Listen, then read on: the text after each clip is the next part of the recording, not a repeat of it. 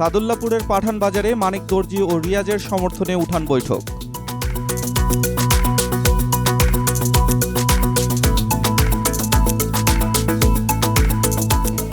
আসন্ন ষষ্ঠ উপজেলা পরিষদ নির্বাচনে মতলব উত্তর উপজেলায় চেয়ারম্যান প্রার্থী মোহাম্মদ মানিক দর্জি ও ভাইস চেয়ারম্যান প্রার্থী রিয়াজুল হাসান রিয়াজের সমর্থনে উঠান বৈঠক অনুষ্ঠিত হয়েছে।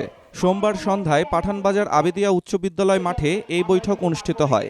এতে প্রধান অতিথির বক্তব্য রাখেন এফবিসিসিআই এর সহসভাপতি ও বাংলাদেশ আওয়ামী লীগের শিল্প ও বাণিজ্য বিষয়ক উপকমিটির সদস্য রাশেদুল হোসেন চৌধুরী রনি।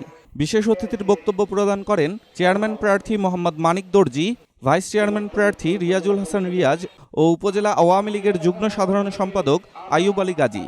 সাদুল্লাপুর ইউনিয়ন আওয়ামী লীগের সভাপতি ও সাবেক চেয়ারম্যান লোকমান হোসেন মুন্সির সভাপতিত্বে ও সাধারণ সম্পাদক ইউসুফ মিয়ার পরিচালনায় আরও বক্তব্য প্রদান করেন আওয়ামী লীগ নেতা কামরুজ্জামান স্বপন, ইউনিয়ন আওয়ামী লীগের সাবেক সাধারণ সম্পাদক আক্তার হোসেন সরকার, বর্তমান সহসভাপতি রফিকুল ইসলাম মোল্লা, যুবলীগের সভাপতি সাইফুল ইসলাম আক্তার ঢালি প্রমুখ।